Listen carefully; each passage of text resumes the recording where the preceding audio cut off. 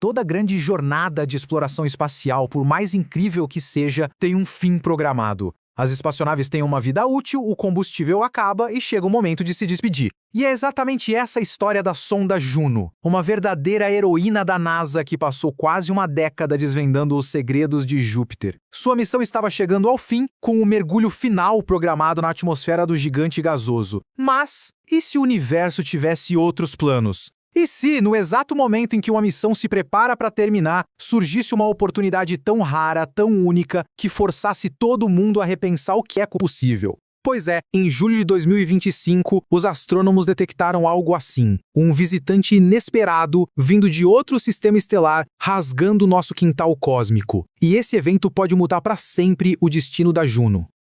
E a pergunta que fica no ar é essa, e ela é de arrepiar. Será que a gente pega uma sonda que já entregou resultados espetaculares, que já fez história, e arrisca tudo? Arrisca uma missão de US$ 1 bilhão numa última e audaciosa cartada? A ideia é transformar o que seria um final digno em, talvez, o início do capítulo mais importante da exploração interplanetária até hoje. É uma aposta altíssima, com uma recompensa potencialmente gigantesca. Bom, então vamos entender quem é o pivô de toda essa história. O nome dele é 3I Atlas. E não, ele não é um cometa ou asteroide comum do nosso sistema solar. Ele é um mensageiro, um pedaço de um outro mundo, de um sistema planetário que orbita outra estrela a anos-luz de distância. E ele está aqui, de passagem, nos dando uma chance única de estudá-lo de perto. Ok, vamos aos detalhes porque eles são fascinantes. O 3I no nome significa que ele é o terceiro objeto interestelar já confirmado. O primeiro foi o famoso e estranho Oumuamua e o segundo, o cometa Borisov. A velocidade dele é absurda, 66 km por segundo. É tão rápido que a gravidade do nosso Sol não consegue nem sonhar em prendê-lo. Ele vai entrar, dar uma volta e ir embora para sempre. A composição dele também chama a atenção, com muito dióxido de carbono, o que é bem diferente dos nossos cometas. Isso já é uma pista química sobre como as coisas são formadas lá de onde ele veio. E sobre o tamanho, no começo os cientistas acharam que era um gigante de 20 km, mas observações mais recentes com o Hubble sugerem algo menor. De qualquer forma, é uma verdadeira cápsula do tempo de outro sistema estelar. E agora vamos falar da nossa protagonista, a Juno. Para entender a dimensão da proposta, a gente precisa entender o que é essa sonda. Ela não é qualquer equipamento. A Juno é uma das exploradoras robóticas mais robustas e bem-sucedidas que a NASA já construiu. E por uma coincidência cósmica inacreditável, ela está exatamente onde precisava estar para que essa missão maluca fosse pelo menos teoricamente possível. A jornada da Juno é uma verdadeira epopeia. Ela foi lançada lá em 2011. Levou 5 longos anos só para chegar em Júpiter. Desde 2016, ela está numa órbita polar bem alongada, mergulhando perto do topo das nuvens do planeta e depois se afastando para se proteger da radiação brutal que existe por lá. A missão original já foi concluída com sucesso em 2021. De lá para cá, ela já está num tempo extra, numa missão estendida que inclui os sobrevoos espetaculares pelas luas geladas Ganymedes, Europa e a vulcânica Io. O fim definitivo, o grande finale, está marcado para setembro de 2025, e é essa data que está no centro de toda essa discussão. E não dá para a gente subestimar o que a Juno já fez. Ela foi a primeira sonda a operar em Júpiter usando painéis solares. A distância para o Sol é tão grande que isso, por si só, é um recorde de engenharia. Ela nos deu o mapa mais detalhado já feito do campo magnético e do campo gravitacional de Júpiter, o que nos ajuda a entender o que tem no interior do planeta. Ela descobriu que aquelas faixas coloridas que a gente vê na superfície descem centenas de quilômetros para dentro da atmosfera.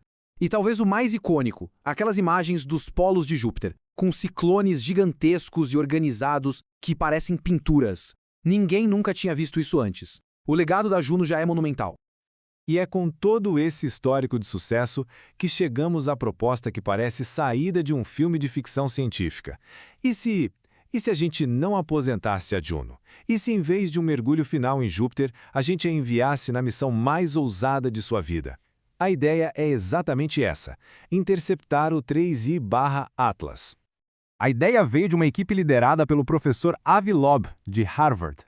Eles notaram algo incrível. A trajetória do 3I Atlas vai passar relativamente perto de Júpiter. E a Juno está lá. É uma janela de oportunidade que, estatisticamente, é quase um milagre. A proposta deles é aproveitar essa sorte cósmica. Usar a posição da Juno para fazer algo que nenhuma missão planejada do zero conseguiria. Chegar a tempo de encontrar esse visitante. E se você curte esse tipo de análise sobre as fronteiras da exploração espacial, já deixa o seu like, se inscreve aqui no Além da Órbita e ativa o sininho para não perder nada. Mas como fazer isso?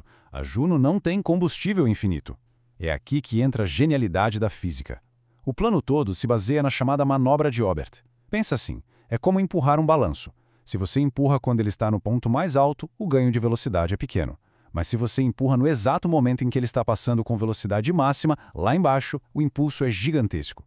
A manobra de Oberth é isso. A sonda mergulha a fundo no poço de gravidade de Júpiter e no ponto de máxima velocidade, ela liga o motor com força total. O resultado é uma aceleração muito maior do que se ela fizesse essa queima em qualquer outro lugar.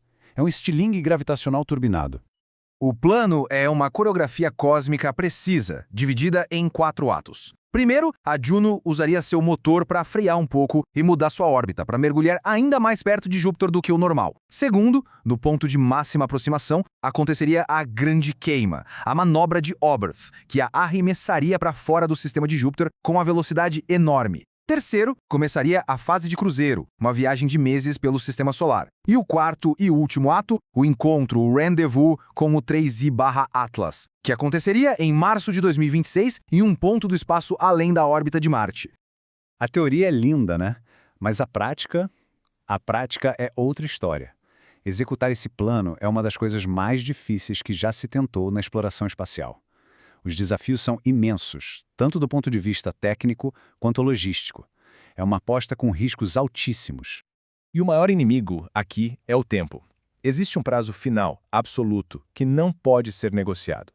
A primeira queima de motor, aquela que inicia o mergulho em direção a Júpiter, tem que acontecer até o dia 9 de setembro de 2025. Se passar um dia, a geometria orbital se perde e a janela de oportunidade se fecha para sempre. Não tem depois a gente vê. As leis da física não perdoam. É agora ou nunca. Isso coloca a NASA numa encruzilhada. De um lado, o prêmio, a chance de ser a primeira a interceptar um objeto interestelar, de coletar dados de perto, de analisar a composição de um material que veio de outro sistema estelar. Isso poderia revolucionar nossas teorias sobre como planetas se formam. Do outro lado, os perigos. A missão precisa ser planejada e aprovada numa velocidade recorde. A Juno não foi feita para isso. Seus instrumentos foram projetados para Júpiter. E o mais crítico, ninguém tem 100% de certeza de quanto combustível exatamente ainda resta ou se o motor principal, que não é usado há anos, vai funcionar perfeitamente. Um único erro em qualquer etapa significa o fim da missão. E para a gente ter uma noção da escala do desafio, basta olhar para a energia necessária. O impulso, o ΔV, como os engenheiros chamam, necessário para essa manobra de interceptação é de quase 2,7 km por segundo. Sabe quanto foi necessário para colocar a Juno em órbita de Júpiter lá em 2016? Cerca de 0,5 km por segundo. Ou seja, essa nova manobra exige quase 5 vezes mais força do que a manobra que iniciou sua missão científica. É um esforço brutal que levaria o motor e a estrutura da sonda ao seu limite absoluto. E então, qual é o status disso tudo? A proposta está na mesa dos cientistas e engenheiros da NASA. A comunidade espacial está debatendo fervorosamente. Mas, oficialmente, a agência ainda não deu uma resposta. O tempo está correndo e o silêncio só aumenta a tensão. Eles estão, sem dúvida, fazendo todos os cálculos, analisando todos os riscos, pesando cada variável, antes de tomar uma decisão que será, sem dúvida, histórica, seja ela qual for. E o que você acha? A NASA deveria arriscar? Deixa aqui nos comentários a sua opinião. Vamos debater sobre isso. No fim das contas, a importância dessa decisão vai muito além de uma única sonda ou de um único cometa. Estudar um objeto desses de perto seria como ter uma amostra de outro canteiro de obras planetário. A química dele pode confirmar nossas teorias sobre formação de planetas ou pode jogar tudo pela janela e nos forçar a repensar. É a chance de usar um equipamento que já está no espaço para uma missão bônus que seria impossível lançar da Terra a tempo. E mais profundamente, isso nos obriga a confrontar uma questão fundamental da exploração. Qual é o equilíbrio certo entre o risco e a recompensa? Até onde a gente vai pela chance de uma descoberta que pode mudar os livros de história? E assim, a saga da Juno e do 3I/Atlas nos deixa com essa pergunta. É uma daquelas questões sem resposta fácil. Um prêmio que talvez só apareça uma vez em nossa vida, contra o risco de destruir o legado de uma missão espetacular. O que vale mais? A segurança de um sucesso garantido ou a aposta ousada no desconhecido, naquilo que pode redefinir o nosso lugar no cosmos? A resposta que a NASA der nos próximos meses não será apenas sobre a Juno. Será sobre o futuro da nossa jornada rumo às estrelas.